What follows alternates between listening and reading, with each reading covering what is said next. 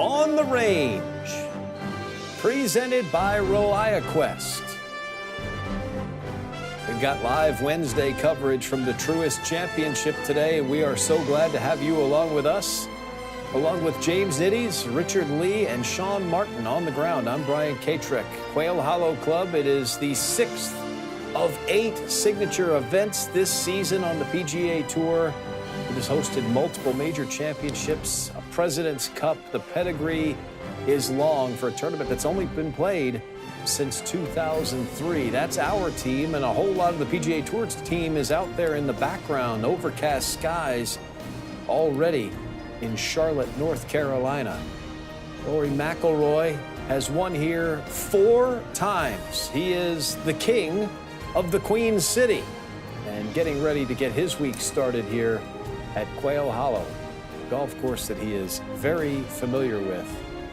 Making his first start since winning the Masters for the 2nd consecutive year. We welcome you inside our studios.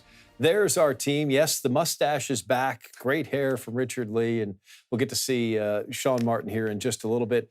James, this is a crowded part of the schedule here. We mentioned 6 signature events now already. This is the 2nd one in a row. We got a major next week. It's a lot going on for these guys. Yeah, considering post-Masters, it feels like there's a lot been happening. There's a lot of good storylines. There's a lot of parity, as we've seen with the shift of maybe Rory McIlroy and Scotty Scheffler leaving the mantle for some of these guys, some of the hottest players in the world right now in Fitzpatrick, Cameron Young. And then you have the whole host of characters that are trying to burst back onto the scene in the Spieth and the Ludvig. And so, yeah, it's fun to kind of watch this shake out in the middle part of the season when usually we don't have too much action going on. Right. The major championship sitting next week. And Richard, now, as he mentioned, we've got this kind of supporting cast that has identified themselves. Yeah, you still have Scotty and Rory and the beasts at the top of the world golf rankings, but now you got guys like Jacob Bridgman and Chris Gotterup and Cam Young, who is a superstar now. Absolutely, Brian. And it's been an unbelievable run for watch the younger guys. I wouldn't even say they're that much younger, but they're finally kind of blossoming into who they are and kind of compete against the beast, like you mentioned, like Scotty. And it's been exciting to watch, and I'm looking forward to this week because this golf course will test every aspect of your game, and we will see a true winner. What about Matt Fitzpatrick, too? Don't want to leave him off the list. He's only won 3 times this season. But we did mention that Rory McIlroy has won here at this golf course 4 times. All eyes are on the man from Northern Ireland. And what is he going to bring? As we mentioned, his first start since winning the Masters back in April, 2 years in a row. And here's Rory on the range. Just walked out there just a couple minutes ago, and he's already moved up to this portion of the bag here. Rory, just this athletic move. This move just never gets old. Fluid, powerful. Katrick, you mentioned it. I mean, of course, Rory loves it out here. Very similar to last week's course, Blue Monster, the Cadillac Championship. Got to drive it a long way. Got to be great with mid-irons, but I mean, he's won by 7 out here in 2015. He won by 4 in 2010. It's just the week off beforehand, the time off, as we saw him before the Augusta, came out, had a considerable lead through 2 rounds, but is that going to translate considering he didn't play well off the tee at Augusta through 2 rounds? Yes, he was leading the tournament, but he was hitting it everywhere. Can't quite do that out here at Quail Hollow, but it's just one of those things as a player. You come out, stand on the course, and you just have good feelings, good thoughts. So I don't think it's going to take him long to get comfortable this week. I think another thing, Brian, is that he's coming off a week off and rested and feeling good. And this golf course, it's a golf course where Rory obviously likes to hit that little high bomb draw, and a lot of holes, you got to hit that shot shape. And you see a lot of drawers that have success on this golf course as well. The big point of emphasis here that has been one of the reasons for his success, as James talked about the driver, is the overwhelming distance that he can just seem to find. And the focal point has been the start of the Green Mile, the 16th hole there, par 4, and that fairway bunker down the right-hand side, and they seem to just continue to move that every year and every year. he continues to carry that bunker. Doesn't matter where they put it, he's going to hit it over that fairway bunker. And I think it was TaylorMade in their social clips following Rory round in a practice round yesterday, posting some of the tee shots he was hitting, and he was comfortably smoothing it out there at 188, 187 mile per hour ball speed. He looked like he hadn't taken any time off. He was sharp, he was comfortable, and looked very fit and loose. So it's just going to be interesting with the predicted weather coming in. It's going to make this course that much longer. Yes, it only plays just over 7,500 yards as a par 71 for this championship, but whenever the rain comes in, the softer the fairways, they get wider for the longer players, and that it tends to lead to more of an advantage for those guys.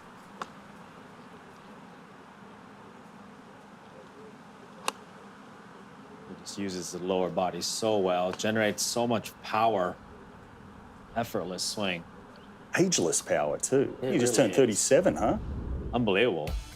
Let's slow things down here for Rory. What are we seeing here?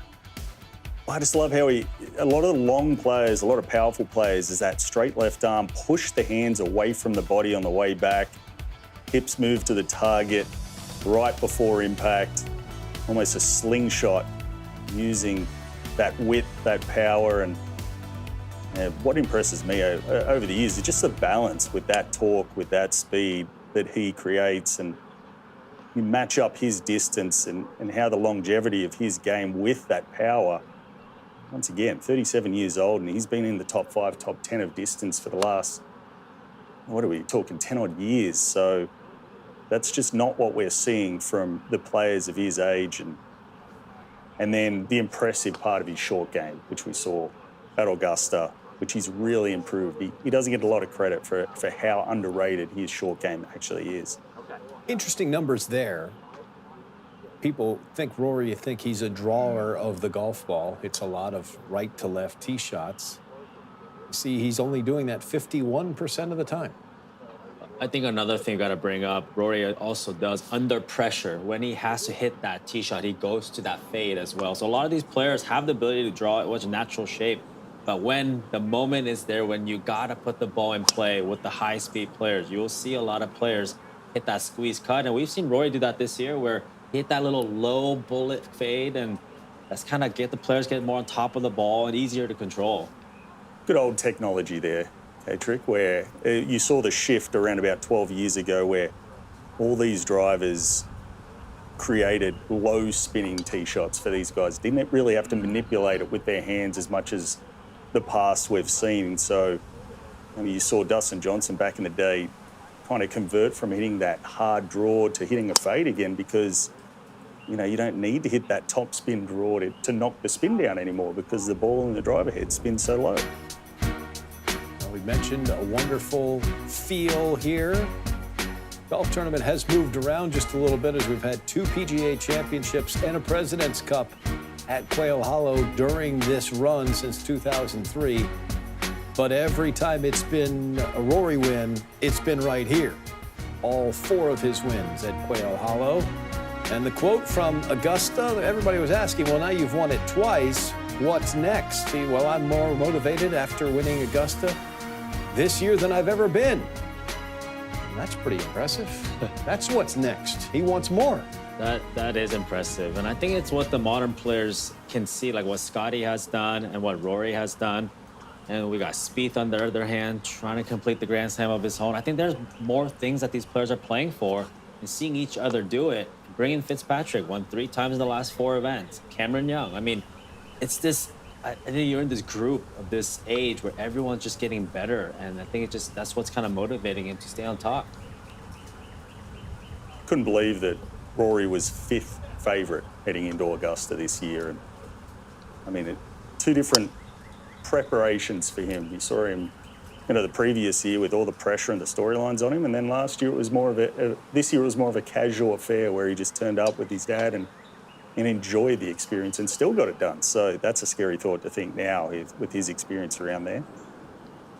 And this is his most powerful weapon. Probably Rory's best club, this driver right here. Yeah, I mean, let's take him to the top. And the first thing we're going to see is a great extension on the backswing. We call it Y takeaway. And you can see how much that club head travels away. Look at that full load into the right hip. We'll pause him right there. He has a deeper left arm. What I mean by that is if we're to draw a line down from his hand down to his heel, it can do a straight line. It's a deeper swing path. There's a good demonstration. Not every player lives here. Scotty's a little bit higher. But this also allows him, now we'll bring him back down, and it's just kind of see how his arms stay behind his torso. And this is where he hits the launching pad.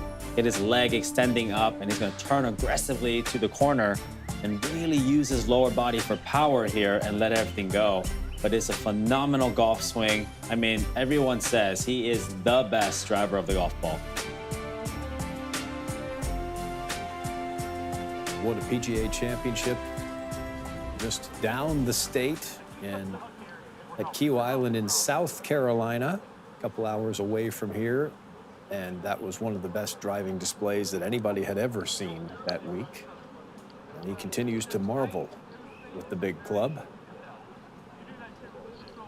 Change in the bag this week. He did get the updated 3-wood. He'd been playing with an older model 3-wood, but there is a new 3-wood in the bag for Rory, and as we can see from watching this range session, he's clearly not concerned about it because we haven't seen him hit it yet.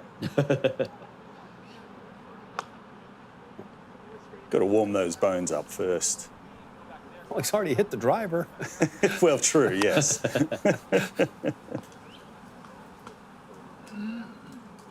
Yeah, get some wedge swings in, get everything in sync.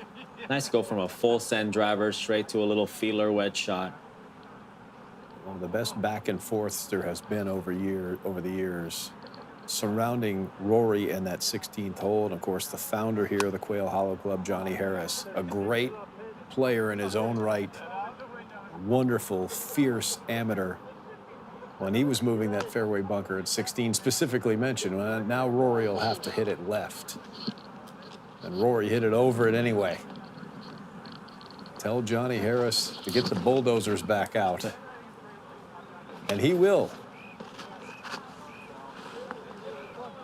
Just leaving himself wedges into that 16th hole, just a beast of a par 5. This man has been, or excuse me, par 4. He's been taming par 5s and long par 4s lately.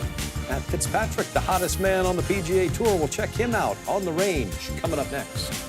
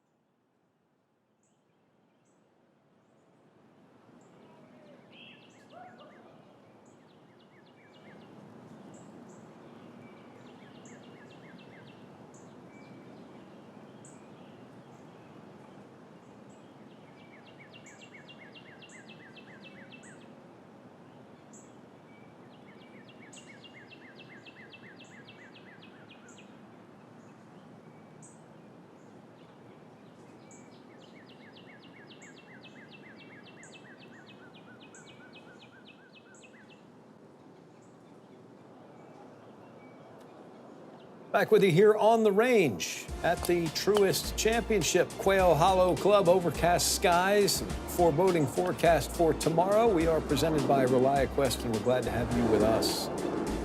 Great little indoor teaching facility here on the range for the members at Quail Hollow Club. Matt Fitzpatrick can get things done outdoors. We mentioned the hottest player on the PGA Tour. He's won 3 times already this season. What a start for Matt Fitzpatrick. Yeah, 3 wins and a second in his last 5 events. I think you'd call yourself the hottest player on earth right now. That's pretty good. And we'll watch him go through some of his range session here. This is a guy that keeps very detailed notes. He's very technical. Should be very interesting to watch this. He has 5 wins total. One of them is a major championship. Now 3 this season, and if that's not enough, one of them gets your brother PGA Tour membership. Now you get to be, your sibling of the year. I mean, what else? What other boxes are there to check? And throwback to the bunker shot he hit on the last hole at Zurich. I was sitting on the couch with my wife, and even she was like, that was impressive. And the fact that, look, level of difficulty for that shot for him most of the time, maybe 6, 7 out of 10. It wasn't the most difficult shot to get it inside 8 feet, 10 feet. But the pressure of having the opportunity to get your brother a PGA Tour card is unlike any pressure. Team event pressure is just totally something that you can't prepare for, and the fact that it's your family member and you can make his dream come true just made that shot so quickly. Especially, I yelled in the air, I'm like, that's ball first, that's got to spin. Mm-hmm. And then you look back and he was trying to hit that shot. It just, the fact that he's backed himself to do that shows where he is in professional golf right now under those circumstances, I think. And you talk about it being a pretty run-of-the-mill bunker shot for a major champion. Still, the way the draw worked out with alternate shot, where Matt was going to have the tee shots on the even-numbered holes. You're trying to win. You're probably going to need birdie to win, which means Alex, the younger sibling, is going to have the putt that's going to have to win. And he had the most on the line. That would have been the moment where it could have all come to a head for younger brother Alex Fitzpatrick. Instead, big brother puts him a foot away. You can't miss that. He put him in a no-brainer zone. I mean, that was impressive. I mean, I think you could kind of see the nerves kicking in for a little bit for Matt towards the end. I mean, because for trying to win it, not for yourself, but your brother. But I'm just so happy to see that they got that done, and what an impressive moment. And Alex was probably the better player for most of the day in the alternate shot part of that competition in that final round. So, I mean, he hit a dirty flop shot a couple of holes before that where they were able to make a pass. So, and considering he was top 10 on the DP World Tour at the current, he was nearly going to get a card, but that was just incredible. Oh, he's got to connect his TrackMan to his phone there. We'll let him do that. We'll take you back. This was 1 week after the near miss at the Players Championship. Innisbrook Resort over in Tampa at Valspar. Matt Fitzpatrick with the storm on Sunday comes firing home and wins. Then, of course, the week after the Masters, got caught on this Sunday. Scotty Scheffler ran him down. They have to go to a playoff, and this will end most playoffs. Oh, that was... I know he said he pulled it a little bit, but still, what an impressive shot. The 4-iron with that wind direction to the front left hole location. Not fun. Said it was the first time he had hit it all day. Put it in specifically that day because of the windy conditions. And then this winning putt, you see Scheffler's coin. Scheffler's was for par. Fitzpatrick says, doesn't matter, Scotty, pick it up. 2 wins and the near miss at the Players Championship. That one a signature event. And then this was the bunker shot you talked about, James. And just hear the sound. Had to hit it close to the ball, fizzing as it hits the green.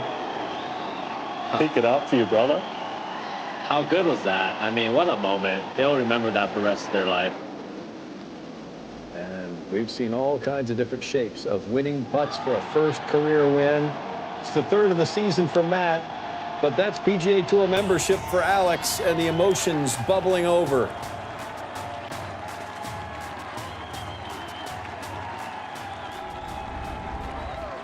if you are a parent or even just a human being, you can't just look at that and not feel emotions right there. That's exactly what Big Brother's supposed to do, and he did it. So, it's been busy this last month here. Rory wins another Masters, Matt Fitzpatrick a couple of times. We got a couple of Fitzpatricks, and Cameron Young, who you remember clipped Fitzpatrick by a shot there at the Players, wins for the second time this season, and now he is a driving force. So back to the practice session here, and Matt is all ready to go. You touched on it, Brian. The putt that Matt missed at the Players Championship to send it, what you would think, to extra holes, considering that still Cameron Young still had a chance to make a birdie. And but the statement of making that putt at the Valspar on the last hole after that just happened, and then making that putt against Scotty Scheffler at Harbour Town, that was, I think, he hasn't had a great year on the greens, but to do that and win in that fashion, I think that's what sent him to that different level of just understanding and the belief of being one of the best players in that, top 3, top 4 guys in the world right now. Forging a new trail there also, James, to the point that James just made there, Richard, about the putting. Matt has gone back to the blade-style putter. Most people go in the other direction. He went away from the mallet. Yeah, seems like a lot of players are on the trend of the mallet, but the old faithful, the blade is back. And, I mean, the way he's putting, it's been incredible.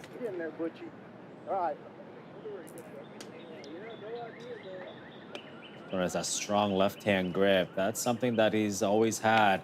And his coach, Mark Blackburn, has matched his movement to accommodate for that left grip and try to hit that fade.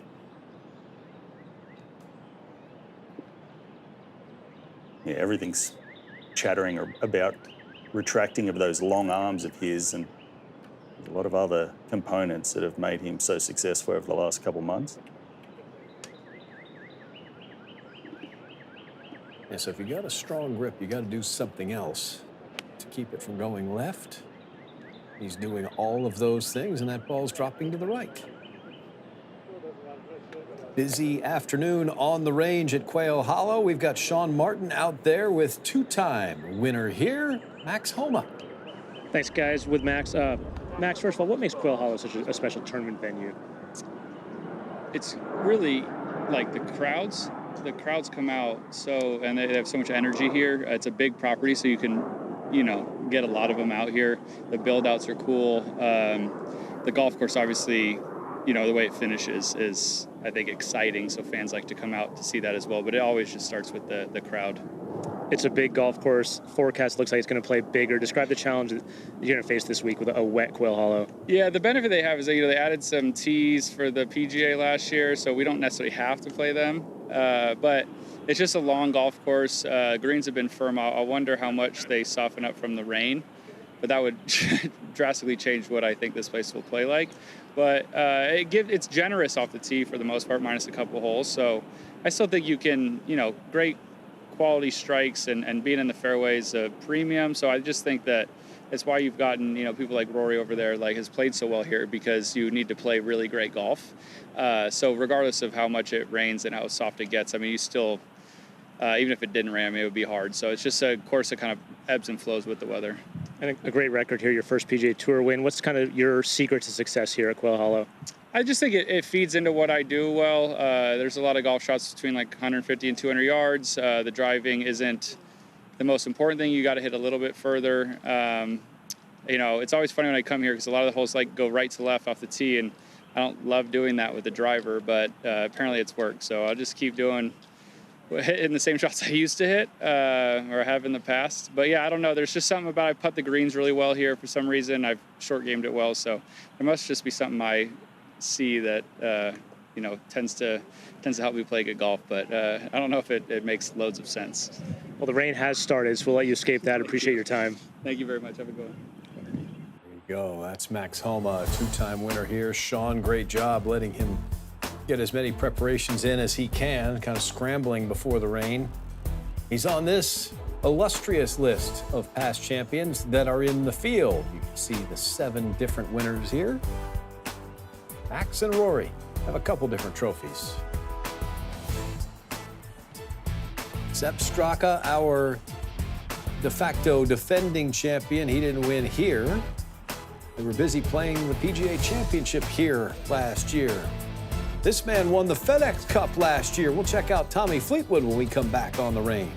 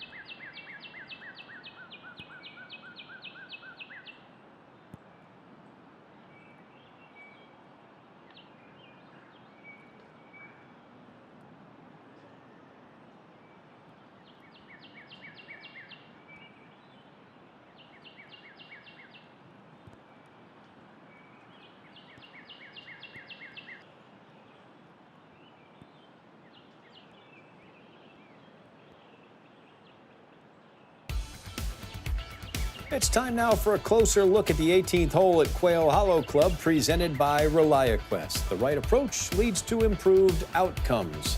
Tough hole here, and it all starts with putting it in the fairway off the tee. This tee shot is one of the most difficult, most intimidating, because you don't really have much of a bailout. That creek on the left is small but mighty, and a lot, as you can see, that left miss is pretty much a automatic bogey or worse.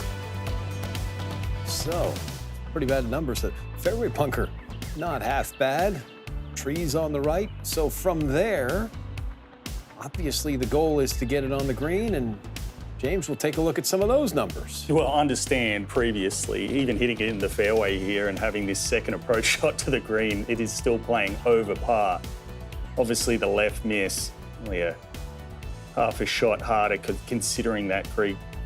A little bit of an uphill second shot to this green. The back section always gets difficult. That's why those numbers are so low when you get it to that back section. Front left hole location is just not fun at all if you've missed the fairway off the tee. So pair this with the 16th and the 17th. It is not an easy close at the Quail Hollow Club. Hardest hole on the golf course and the hardest finishing hole on the PGA Tour the last time we played this event here back in 2024. It wasn't a whole lot easier last year when it was the 72nd hole of a major championship.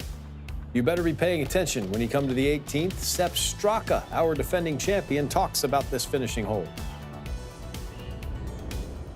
Yeah, it is. It's a really good finishing hole. You know, I usually hit driver. If it's downwind a lot, I'll hit 3-wood sometimes, but most of the time it's driver just because you could lay back behind those bunkers, but then, you know, the shot into the green is really tough with a long iron. So try to push it up there as much as possible. You just have to execute 2 really good golf shots, and especially if you're coming down the stretch on a Sunday, you know, under some pressure, that's really tough to do. And yeah, it's a great finishing hole. We learned that right off the bat, the very first edition of this event. Back in 2003, David Toms had the big lead coming to the 72nd hole, and he hit it over there on that hillside on the left. Made a big number, still won the golf tournament. And there's our defending champion. A little bit of synergy with the PGA Championship. We had that here last year.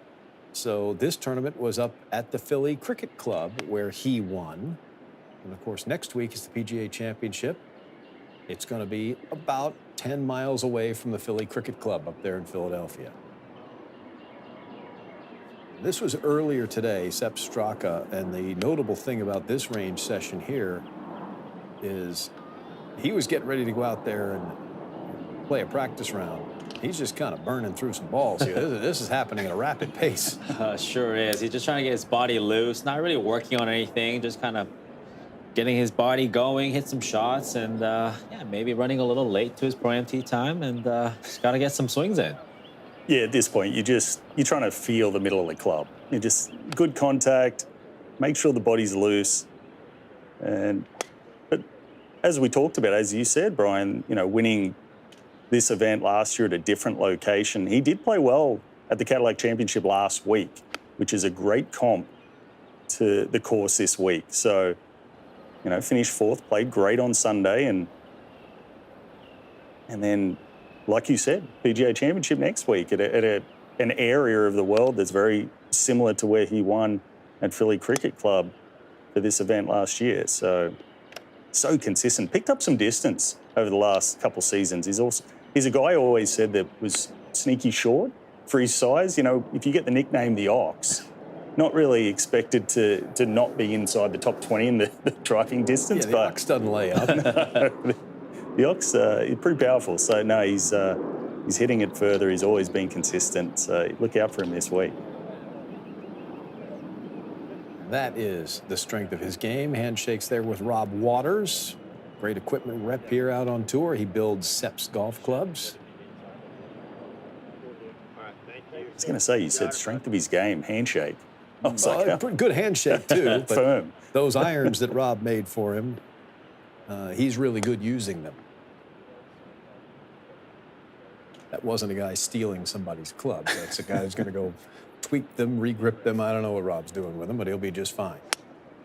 I'll say Sepp is kind of like a one-planer guy. I mean, he's just literally hitting dink drivers right there, 150 miles per hour ball speed, which is not normal. But just look at the way he swings. He swings a club on one plane, meaning it's a little bit more rotational, a little bit flatter arm plane than most guys. But he usually hits that flatter ball flight. And it's kind of what makes him super accurate, though, because the club and the body and the arm all kind of move unison through the ball, which makes him more consistent. Yeah, very repeatable. Absolutely. Club enters the slot a lot in the same position. Not a lot of movement through impact. Well, whether he was starting his Pro-Am on 1 or 10, it's a driver hole. So there you go. He's ready to go. And you saw him pull the phone out. That was a little bit ago. He may have been getting this message. This just in. Bad weather forecast in Charlotte for Thursday. So they're going to shift from a straight tee start that was going to start early in the morning now to split tees, threesomes on Thursday, 11 a.m. till 1 p.m. There's only 72 players in this field. From a rules and organization perspective, this gives you a real good chance of finishing on Friday. If Thursday bleeds into Friday, which is what it looks like it's going to do, this is the fastest way to get around. You'd love to put on an all-day-long show for the fans at a signature event, but we don't really have all day tomorrow, so we're going to hope for the best. And just knowing that you're going to play some of the first round on Friday as well, that makes things a little easier. We'll see how it goes. Tommy Fleetwood's got some stuff out here. I always like the gizmos on the range. He's got all kinds of paraphernalia here. This is our reigning FedEx Cup champion. What I love about this, Brian, is that he does this every single week. You got the alignment stick on the backswing for check his plane. He's got the yoga block on top of the ball because obviously if you don't want to hit the alignment stick, you can just swing way over the top. But the yoga block kind of keeps him in check. You still got to be on plane, but not underneath. The beauty of this is he does this every single week. So what amateurs can learn from this is go get a lesson. A pro tells you a drill. You do it once, it doesn't work well. Here's one of the best players in the world that does the same thing over and over again. So I guess the lesson is it takes more time and more repeatable drills to actually get better. Yeah, him and Butch Harmon kind of work with keeping his swing a little higher and controlling that hip rotation. But this is, you would think that he's a little shallower if you were to watch him day to day play. And this just shows with that dangerous alignment stick there in his backswing that he's really entering impact at a fantastic position. And he's, with that yoga block, like you said, he's also not scared, but avoiding being a little over the top. So with a guy that predominantly plays a draw and, you know, has that iconic shoulder-to-shoulder swing, these are really good positions, especially with the hands at the top. Oh, boy. Oh, I like this. Oh, boy. Now we're really getting into it. I was wondering why he turned his hat around backwards. By the way, Ian Finnis really is that tall. Well, another thing, the reason why Ian Finnis is holding Tommy's head is like what James just talked about. Tommy has a tendency to get too shallow, but the shallowness comes from him dipping his right shoulder underneath, which he kind of lowers his head. So Ian is actually keeping his head level, or at least he's trying to make him feel like he's more level so that he does not dip down, which shallows the club and gets underneath. So this is a great drill. Another thing that I have seen over the years, this is the combo that you're going to see. If anytime you find Tommy on the range, chances are you're going to see something like this. Not every caddy can pull this off right here. Goodness gracious. This is a really good view from directly behind, seeing how upright that stick is just in his backswing. How dangerous this could be for the common amateur as well. Ooh. Yeah, that could be bad. But look at that club coming right on top of the alignment stick. I mean, the head stays level. We got the signature three-quarter finish for Tommy. I've never thought we needed a disclaimer on the On the Range program, but I think we might need one. Don't try this at home. Do not. None of this. Not the yoga block, not the alignment things. Definitely don't put somebody with his hand on your head. Well, you could try it if you want to be bloodied and bruised after it. But as Richard said in that slow-mo on the way down, how the plane of the club matched the plane of the alignment stick right in the perfect position on the way down. It was pretty to watch.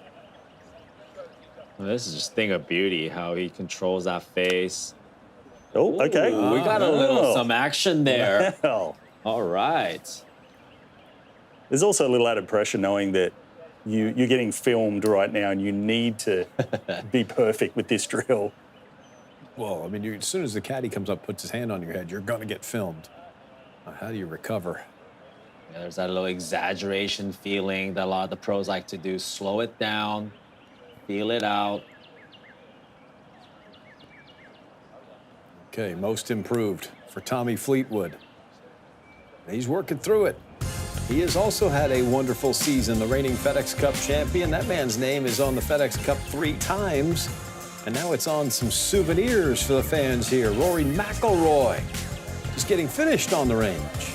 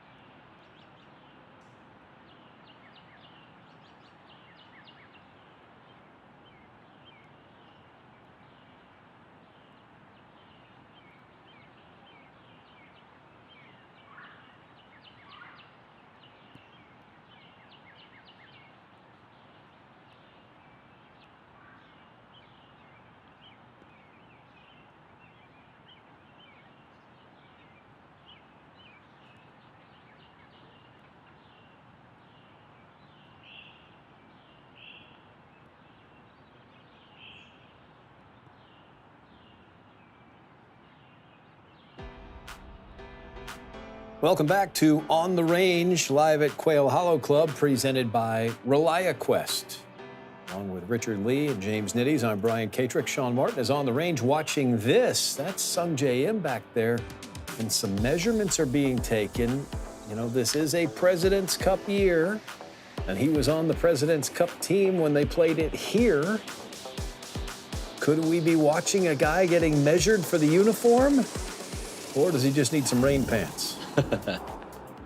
These guys get everything. There's barbers, chefs. Now we've got tailors walking the range. Did not expect that. No.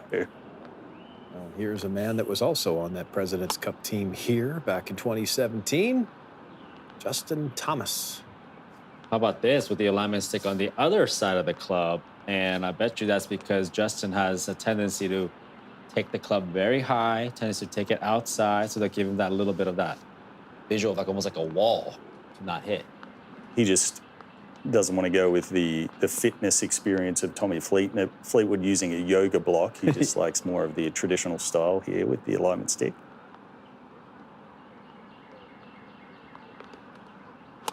I think an important thing to note for the viewers is look at the two alignment sticks that he has, this parallel to his target line, and you got the TrackMan down behind the ball. All these players are so meticulous about what they're looking for, the drills. Not many of them, well, we just see Sepp do it moments ago, but not many guys will go on the range and just beat balls and get out. They have a purpose. They got drills that they do on a daily basis to kind of make sure they're geared up for Thursday. There's always you talk about Scheffler, #1 golfer in the world, being very setup driven, but all these guys have their traditional drills that get them back into the positions week to week where they need to be. And because you play in so many different locations, you could play in a windy event, or you could have specific grasses, which just changes the angle of attack of certain swings. And you know, I always knew that sometimes my lies and lofts would change if an event had 20 to 30 miles per hour winds, and because you're trapping so many shots or you're trying to hit at a different flight. And all these drills get these guys back into their regular positions to when they can just get onto the course and not think about swing and play golf. Well, here is an idea for the next level of development for this program. Just handed his phone to Matt Minister. Hey, take a video of this. He doesn't know that we're on him right now. We could have done this. We could have had the video. You guys could be drawing lines. We could do this as a team. I think we need to create more work for Braden behind the scenes there, Ryan. Braden Greiser is ready. The whole crew is ready, Richard. We are ready for. We could have helped. He didn't have to do that with his phone. I mean, as golfers, we've done so many, and James, I'm sure you have as well. We've taken so many videos of our swings that we feel like we're changing a position, or I feel extreme, but you look at it, you're like, nah, it looks the same. And yes. Sometimes it's like, gosh, it's this never-ending quest to make changes, but it's a journey. It's what they say, 10,000 hours to change a motor pattern in a swing, especially when you've learnt it. Right.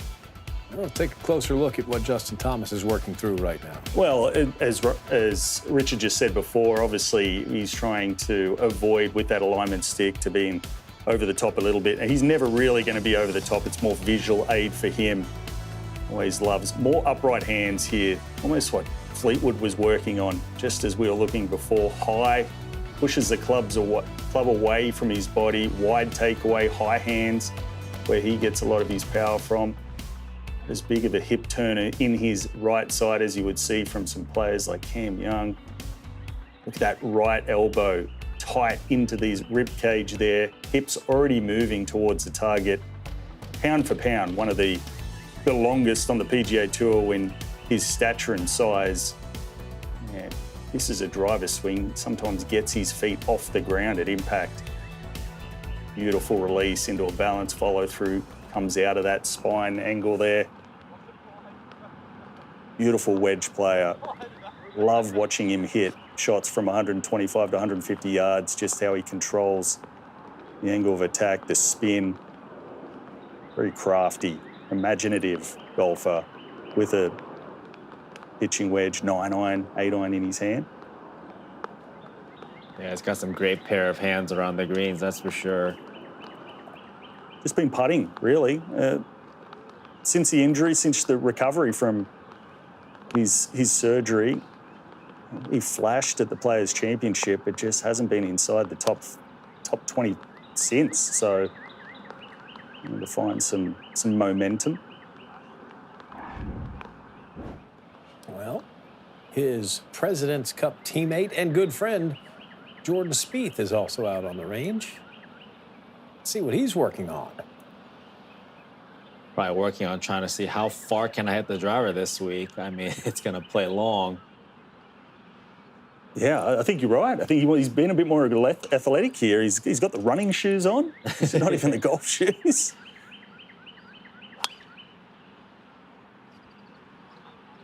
Hasn't driven it well this year. It's actually his worst year off the tee in the last 4 years. So just tinkering.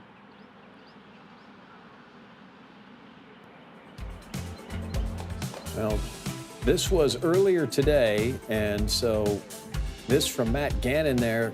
What we're seeing is indeed a longer shaft in that Titleist driver. Titleist has 3 new drivers that they've brought out to the PGA Tour, but this isn't longer distance-wise. This is longer in the shaft, which then winds up being longer distance-wise. Right, and our colleague Sean Martin told us that he was getting an extra 10 to 15 yards with this extra long shaft. So you are definitely seeing a benefit. And like James mentioned, you know, if he's not driving the ball well, I might as well hit it 10, 15 yards further on a golf course like this.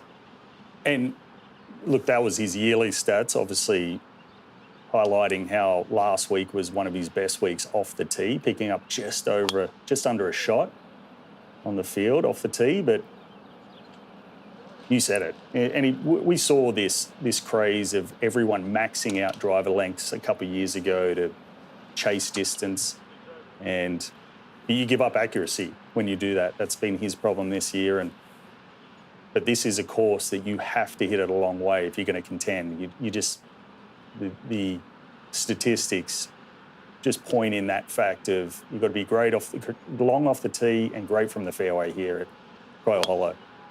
I think another thing that I have to note, I've heard from some players on site that the rough is lower than before. So I think if you can get extra distance out there, get that 10, 15 yards, massive to be able to hit a 7-iron out of the rough versus a 5-iron. So I think it's critical to get that extra distance this week.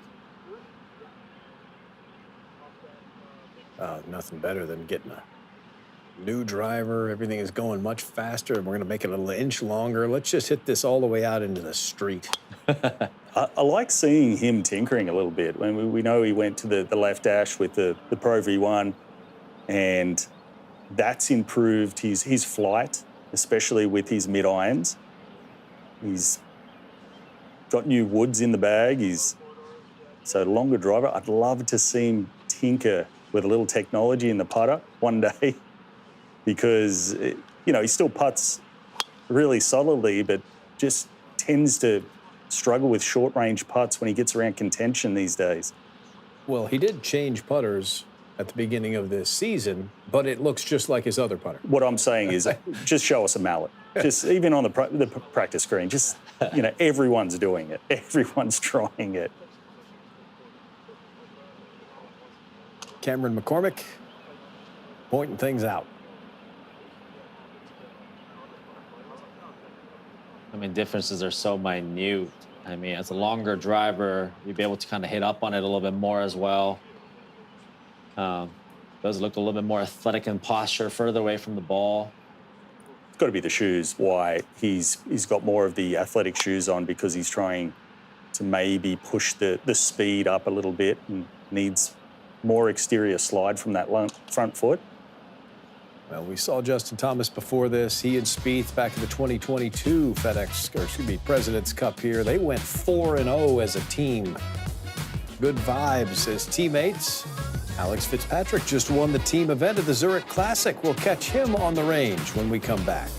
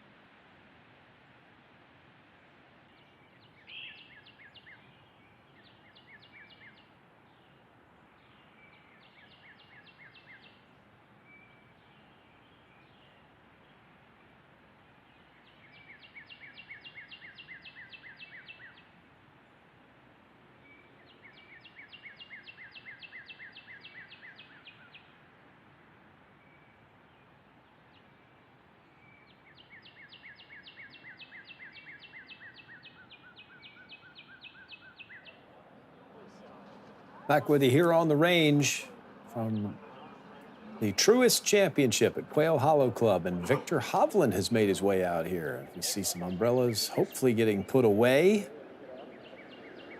And yeah, they are getting put away. That's nice.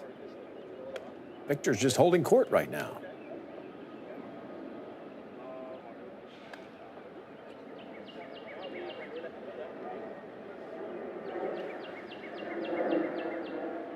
Viktor Hovland has been demonstrative about his swing. He's not always his own biggest fan.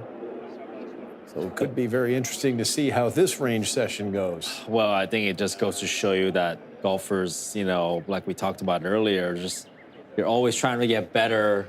And talk about a guy who looks at his swing, video, drills. I mean, I think he has one of the best golf swings in the world, but he clearly doesn't. So. He's talking to fellow Norwegian. Is that Wrighton that was? Christopher Wrighton, yeah. It's one of those players, get one of the top 10 DP World Tour cards this year. He's having a great season himself as another Norwegian. Very good week last week. Meanwhile, Alex Fitzpatrick, the newest PGA Tour member. Wrighton came off the DP World Tour, that top 10 points list. Alex Fitzpatrick was working his way up that list and then gets a jump start on it by just winning. So that outlines the pressure, not only for that bunker shot at the Zurich Classic where Matt hit, for them to actually get the victory, that if he was still playing on the DP World Tour right now, he'd be 8th on that and easily could be 8th of missing a couple cuts. And so no guarantees of him getting that PGA Tour card through that top 10 on the DP World Tour. So, and then he goes and finishes top 10 last week at the Cadillac Championship. So it really just can turn your whole life around having that jump start through that victory. I mean, he's got to be feeling so free in a way to be playing on the PGA Tour right now after that win, having that 2-year exemption, and just the fact that, hey, I'm a winner out here now. And he's already, like you say, been a great player, won on the DP World Tour. It's not like he's somebody we found off the road and your brother's Matt Fitzpatrick. He has great game as well, and he just validated it with the win with his brother. And I would not be surprised if he gets himself in contention sometime this year again. Dream come true. The feel, like I still remember the feeling of just getting a PGA Tour card for the first time. It happened 15 years ago. Not only has he got an exemption, like you said, he's pocketed around about $1.8 million over the last 2 weeks. He got $500,000 for finishing top 10 last week. And getting in all these signature events with no cut. I mean, it sure is a dream scenario. And I love the way he's hitting these wedges right now. They're pretty flighted. The launch angle is under 30 degrees. And you can see his divots are pretty shallow on some of those wet conditions, meaning he's really delivering that loft well. And it's really, really nice to see. It's a great move. Tie for 9th last week, a win the week before that at the Zurich Classic.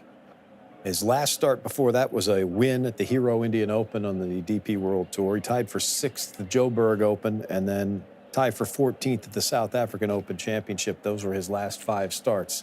This man is one of the hottest players in the world right now. Yeah, we said that, you know, he was probably the better of the two in that final round of the Zurich Classic. He had some big shots to add to that victory, and he led strokes gained off the tee last week, which is, like I've said a couple times now, if you actually are listening to what I'm saying, is a very similar course to here this week.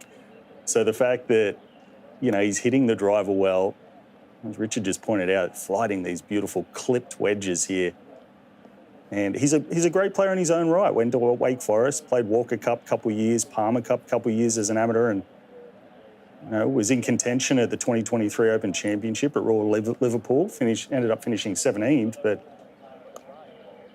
I think he gets thrown into the category of, he just got here because of his brother, when everything we've said, he was going to make his way sooner or later. Wake Forest, just a little bit up Interstate 85. He'll be very familiar with these surroundings. Our tracer technology is presented by TrackMan. We've been enjoying that so far here today on the range. Ludvig Åberg was out there earlier today, and Sean Martin caught up with him.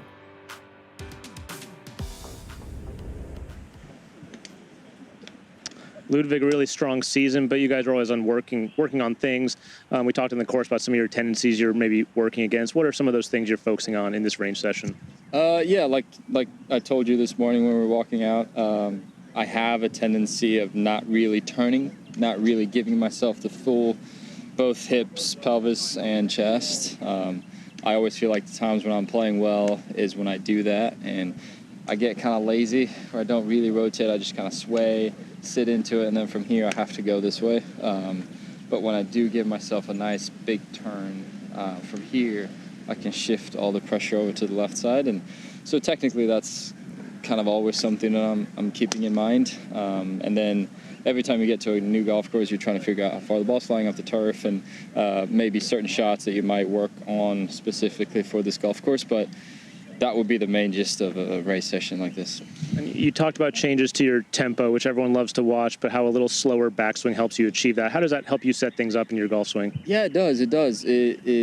Because I tend to not turn when I get quick, kind of in my takeaway and in the backswing, I don't really turn. So a feeling that I might have on the golf course when I'm playing is sort of a slower takeaway, slower backswing, and it just allows me to turn and give myself time a little bit. Yeah, it's just one of them go-to that I have on the golf course, which is quite nice sometimes. I have something that hold on to a little bit, I guess. We talk about these things you're working on, but it's been a great season. What are good signs or things you've liked in your golf swing this year? Yeah, for sure. I feel like, naturally you want to produce the flights and the shot shapes you would like to, and I feel like approach play has been solid. Me and Joe, we've gotten a lot better at those things, I would say, talking about numbers, hitting the numbers that you want and kind of simplifying it, I guess. But yeah, it definitely helps when you pull off the shots. It definitely helps your strokes gain and those things when you do that. But yeah, I'd say just in general, tee to green, I feel like it's been a lot stronger. Perfect. Well, I know you said you feel lazy, but you're definitely not lazy, so we'll let you get back to work and work on those things before the Truist Championship. Okay. Thank you very much. Thank you. Sean Martin. And we're going to let Ludvig get right back to work here. Sean is so good, so considerate, too. Those are two of the nicest people on the PGA Tour right there. That was a very polite interview. It really was. And I love what Ludvig talked about kind of in his swing. I mean, I think he hit the nail on the head. Like, he does get a little quick. He does not use his hips as well, especially under pressure. And he talked about how if he doesn't, he sways out, which makes him tilt. It's a great angle to look at it. You kind of focus on his right hip pocket. You see how much it rotates. And it still doesn't rotate a ton compared to other players. But for Ludvig, that's something that he has to focus on to get that rotation in so he doesn't sway and tilt away from the target. Yeah, sitting into that right side. You see he wants to turn a lot more with that upper body and not sit into that right hip. It's something him and his coach are always working on and checking on in. We talked earlier in the year about liking to feel the club slightly shut on the way back and then rotate and just eliminate one side of the golf course if he's trying to hit a certain shot. And a strange start to the year for Ludvig. Of course, he got sick at the Amex and that bled into the Farmers, but since then, I mean, he is trending a guy no one's really talking about because we've had that boom of Fitzpatrick, Young, and these guys emerging. And I mean, he's been great over the last few weeks, 4 top 5s in the last 5 events. So a course that is ideal for him this week as well. And he's putting great this year, especially from 10 to 15 feet, nearly 44%, which is a crazy clip. That's high. Yeah, from especially throughout the year, and a putt, a distance in a putt that these guys see very often. So to be making it that much, that's what I'm interested to see with him, just having the putter work with all the other assets. Players' Championship slipped away on Sunday. 76 for Åberg. That may be the low light of the season when we're done. He still wound up tying for 5th. I think another characteristic of Ludvig's swing, like he does have a high rate of face rotation compared to other players. So when the pressure does come, like the Sunday at Players, he's the type of player that could struggle a little bit more than guys who have a little bit more of like a face control, like Scotty Scheffler. for example. His club face is so quiet through the hit, which means you don't need as much timing involved. So maybe can handle pressure a little bit better. I'm not saying Ludvig can't, but it's just the way his swing is built. Now what he's working on was getting his hips turned a little bit more, his pelvis and his upper body turned a little bit more, and get his big muscles involved a little bit more so he can quiet down the face a little bit. So I think he can kind of trend in the right direction.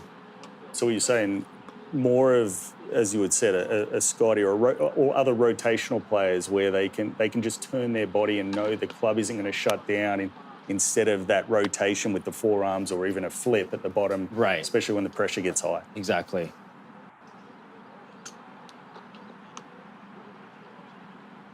Well, this one earlier today, Quail Hollow Club. Kurt Kitayama was also out there earlier. Check in on what this man's been working on here when we continue here on the range. Stay with us.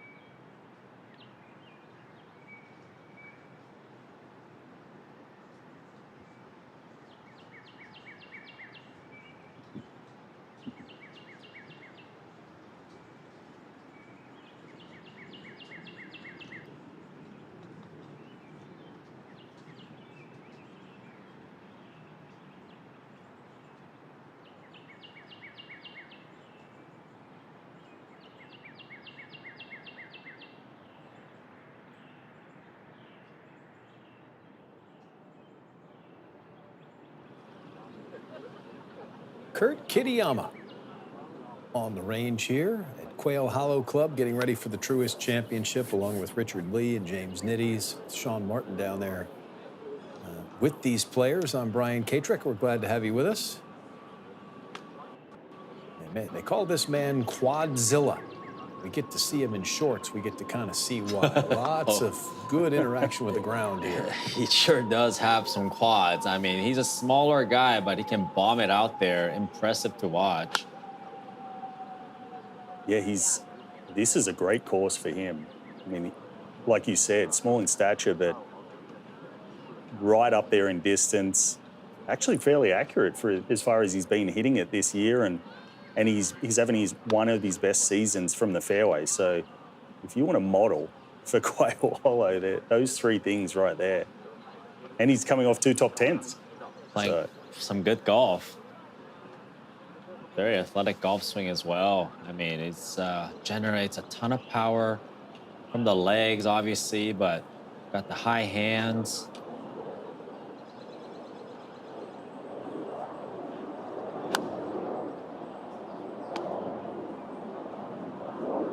Take a kind of a deeper look under the hood of what he does. Oh, let's break it down. I like it.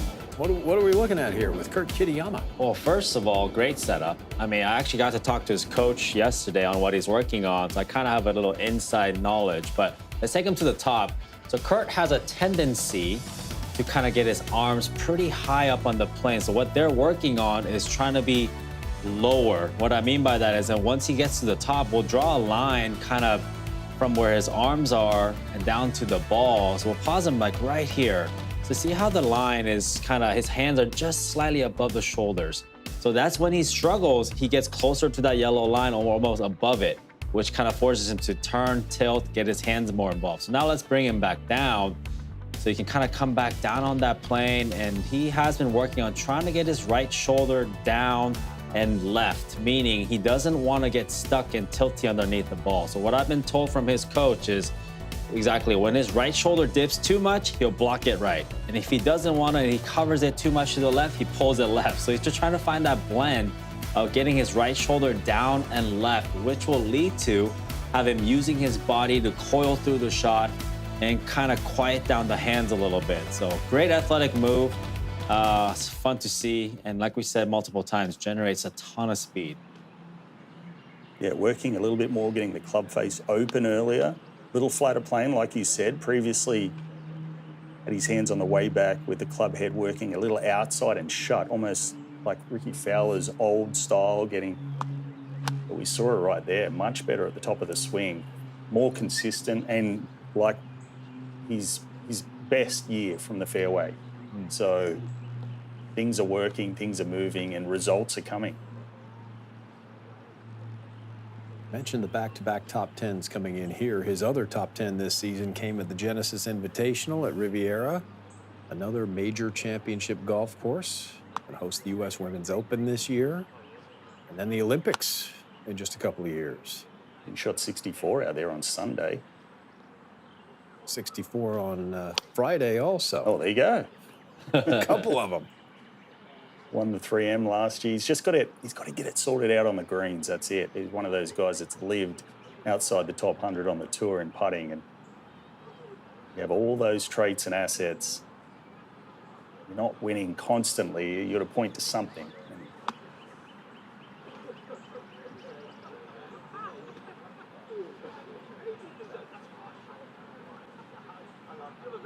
Yeah, rehearsing that takeaway. Just attention to detail. That's a hard feel too. When you've had it a little more closed on the backswing and you're trying to just open the toe a little bit. It's right. To trust it. You got to feel like you're opening it so much. Yes. 5 feet of curve won't hurt you anywhere. He's getting himself dialed in here. That's what happens on the range. We've got more coming up right after this.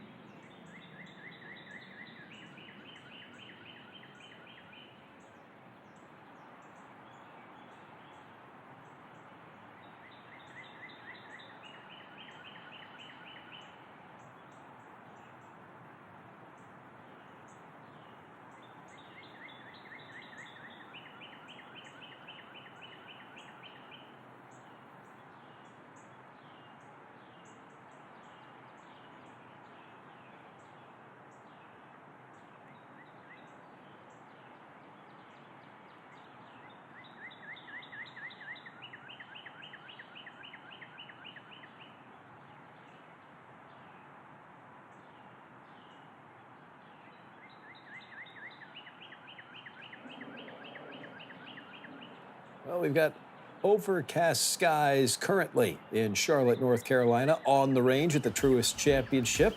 Quail Hollow Club doing just fine, however. Before the break, we saw Kurt Kitayama working on some things out here on the range. That's what we're doing. We've got our Sean Martin down there, and earlier today, he caught up with Kurt. Really keying on some feels on your downswing. Can you walk us through what you're kind of working and focusing on? Yeah, a lot of it's just kind of getting the body to move right. I tend to hang back and try and save it with my hands. So I'm trying to get my, get a little extension in my kind of right back as I kind of come down. And then, so it keeps my chest like more over the ball, and then get to my left side mostly. So that's kind of the feels that I'm keying on right now. Is that a consistent thing you and Chris Como work on, or just maybe a feel for this week or something recently? Just something recently, the last couple of weeks, just trying to get it to, not try and get my hands involved so much and let the body do the work. And it's worked well, back-to-back top tens and signature events. What do you feel like you've been doing well in your ball striking? What have you seen that's really maybe had you encouraged? Yeah, I think just been a little more consistent ball striking, hitting a lot of greens. And then I feel like the putter's kind of come around, but I think mostly just feel like I've seen a lot of increase in my greens hit, so that's been really good. Awesome. Well, we appreciate the time. We'll let you get back to work, and thanks, Kurt. Mm-hmm. Thanks. Kurt Kitayama, another great piece of work from Sean Martin. Also earlier today, Ricky Fowler was out here in the sunshine. Are we all ready to feel old? Are we ready? Yeah, I feel old. This was the site of Ricky Fowler's first career PGA Tour win, and it was back in 2012. I will tell you, I was cozied up to a bar somewhere, and let's just say I probably walked out there a little inebriated, considering how happy I was to see him get that victory. I'd just left the PGA Tour and spent a fair bit of time with Fowler, and it was always coming, but it was really cool to see him get that title. Picked up another win just a couple of years ago back at that Rocket Mortgage Classic. That was his sixth, as you see, and 11 years later for Ricky Fowler, seemingly ageless.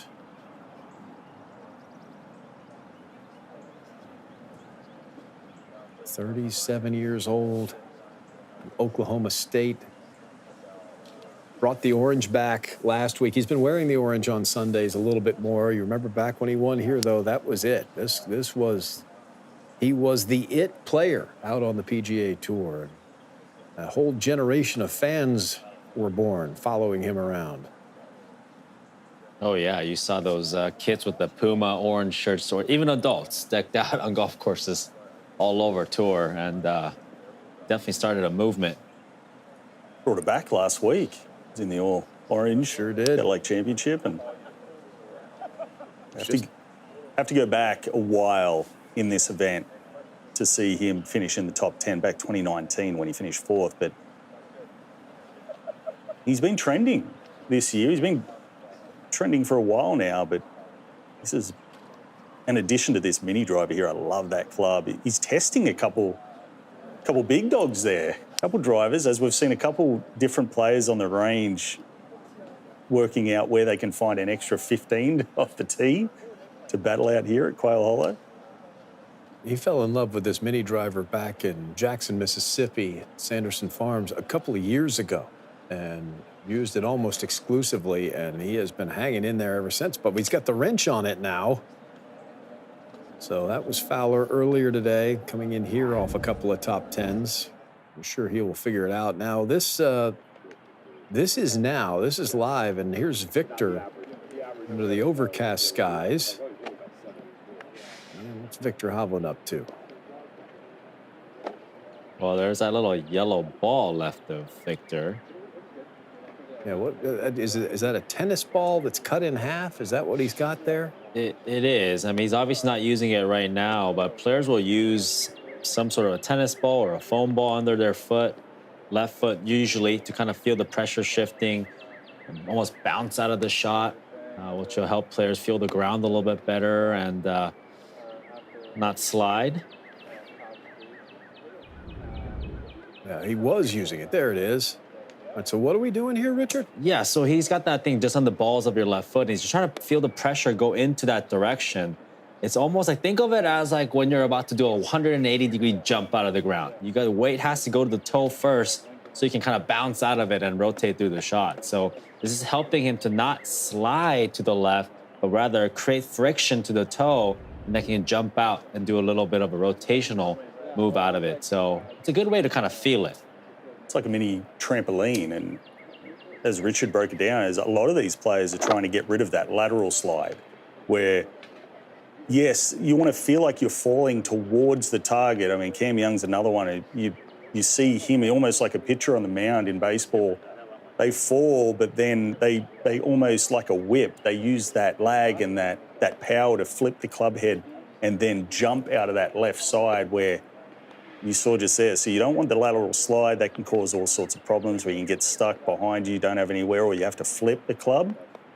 But when they jump out of that left side vertically, that's where all the power comes from, and that's just a good little training aid there to feel that through that after impact position. And Brian, guys will use anything, literally anything, to try to get better. I'm still trying to figure out how do you cut a tennis ball in half safely. I'm sure it's on eBay somewhere. You probably buy it for $360. That one. Well, 7 wins and a FedEx Cup for Viktor Hovland. It's all going to come down to that right there. That is the 18th hole right here at Quail Hollow Club. Truist Championship coming up this week.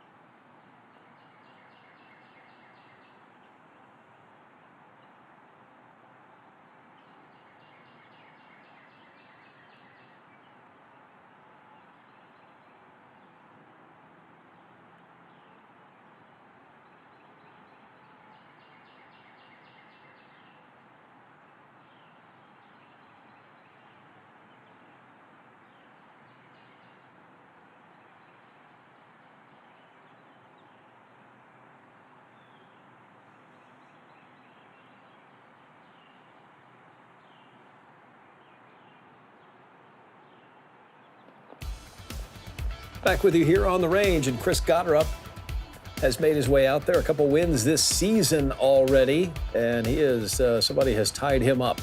We have got our first real gadget sighting. What is going on here? Oh, I love how it's attached to his left arm. See how his left arm is attached to his chest? It kind of gives him that connected where his arms doesn't chase so high away from the body. And Chris Gotterup is a front post player, meaning he keeps a lot of weight on the lead side and likes to hit that cut. So he's trying to make sure that left arm doesn't get too far away from him, because once it does, he's going to have to find the plane back, which most likely will lead to a tilt away from the target. So a lot of the players are working on a lot of similar things, honestly, trying to get a little bit more rotational, a little bit more connected. Yeah, it's another drill that I've seen him do in the past. Yeah, this is his go-to drill that he carries this. Piece of elastic around with him every week, resistance band kind of around that torso to lead. to promote that connection with that lead arm. I mean, you can do this many ways. Obviously, we see guys with towels under their arm there, or even pull their shirt so their arm pinches it. So you said it. We're seeing all these guys just, it's a meaty part of the schedule. So they're all just working on their natural drills, not grinding. We haven't seen a lot of guys grinding out here. And Sepp Straka took about 12 minutes to hit balls and he was out of here. So, and now the rain coming down. I mean, I don't think you'll be out here too long. Just go through your checklist and get indoors. Yeah, historically, Chris Gotterup also has a pretty cupped left wrist. And I heard on our colleague Mark Immelman's podcast that the reason why he keeps that glove open is because in the past, because he has such a cupped left wrist, it would make a sound or a noise. That's what led to him keeping that glove open. So I thought that was interesting. That's how it got started. It also goes to show you that that's his issue, is when he gets his left wrist too cupped, meaning the club face will get too open. Sometimes he has to manage that and make sure it's not too, and be more closer to neutral. Well, that is fascinating. It seemed like you could just get a bigger glove. But he's got the look now of a great defensive back. He doesn't even have to close the gloves. He's just in there to cover you. He's done it forever too. Like you said, Richard. Corn Ferry Tour, we were chatting up about his left. Like, why don't you just do it up or get a bigger glove or try something different? Or even, there's got to be a prototype in the works just to take the flap off, cut it off, and just have a Gotterup glove where you get a little airflow in the top of the wrist there. And definitely, there's a new product opportunity right there. There is money on the table. But expect him to get, I think, back inside the top 20 this week. It's been a little rough for Gotterup after the win at the WM Phoenix Open. Hasn't trended the way he was at the start of the season. So with this course, big park, his traits, I think he'll be a factor this week. 2 wins in those first 3 starts for Chris Gotterup. He won the Sony Open, and it was a driving display. And, of course, you got wind as a factor in both of those places out there in Hawaii, and then in Phoenix, he was driving it so low. He was just hitting these little head-high stingers that went forever. If we get a wet week here at Quail Hollow, seems like we're going to have to do something else. And it all comes down to the short shots for him and controlling the spin. You know, he's got that Lee Trevino setup where he aims a long way left and almost swivels from the inside, hits those bullet fades, and now I think it's time. Yeah, it's time. You can hear the rain. It's time to get in. We can indeed hear it. There is talk that the horn may blow here at some point. They're keeping an eye on some bad weather. This is the 6th of 8 signature events this season. There are your signature event winners. Colin Morikawa, who's still battling health, is in this field, withdrew this week. He kicked it all off. Pebble Beach, Jacob Bridgman, Akshay Bhatia, Matt Fitzpatrick, and then last week, Cameron Young, making it 5 different players winning the signature events. Will we add a 6th different one this week here at the Truist Championship as we welcome you back inside our studios where it is nice and dry with James Nitties and, of course, Richard Lee. I'm Brian Katrick, and we're glad to have you with us here. So, James, what did we learn here today with what we saw for the last hour and a half on the range? Not a lot. The fact that I think it's in the meaty part of the schedule. A lot of these guys aren't looking to do 3-4 hours of work. They're not grinding. They're just trying to keep in form with their setup and not really change too much. And obviously the weather and these guys are rushing. We're seeing a lot of movement on the range, a lot of kind of crowds forming where these guys weren't able to just settle down and get most of their long-term work done. But I think the storylines are going to remain the same, what they have been trending over the last couple of weeks. Everyone that hits it a long way is going to do well here. Rory, obviously, coming off the break. I think he's going to be the man to look at the end of the day. Interesting. Can't wait. Now, we may have to wait. He referenced the bad weather. That changes the schedule for everything. We've already adjusted the schedule for tomorrow. How does that affect these guys' preparation? Right. I mean, the course that they have seen on Tuesday and Wednesday is different. They've all been there, but it's about, and also everyone's going to be teeing off around the same time, 11 to 1. So everyone's going to be bunched up. So you're not going to get this disparity of morning and afternoon wave. So guys are going to be playing the same condition, and let's see who comes out on top. Split tees, threesomes tomorrow is the plan. That could carry over into Friday. And then hopefully things are cleared up for the rest of the weekend at the Truist Championship. It's going to be a whole lot of fun. We got a major championship right around the corner also, James. Next week, we're playing another big one. There's a whole lot of big events coming up right here in the same little stretch. Yeah, good. Some great tournaments, players into form. I think it's just going to be entertaining, to say the least. Yeah. Rory McIlroy, a 4-time winner here. Richard, can he get a 5th? I'm going to say chances are highly likely. Pretty good. He has mastered Quail Hollow in the past, and we are sure glad that you joined us here. Coming up next, Golf Central, and then don't miss the NCAA Men's Tournament Selection Show. All the teams going to get put in places for their qualifiers, trying to make it to the match play and the national title on the line. For Richard Lee, James Nitties, Sean Martin, our entire crew, I'm Brian Katrick. Thanks for watching.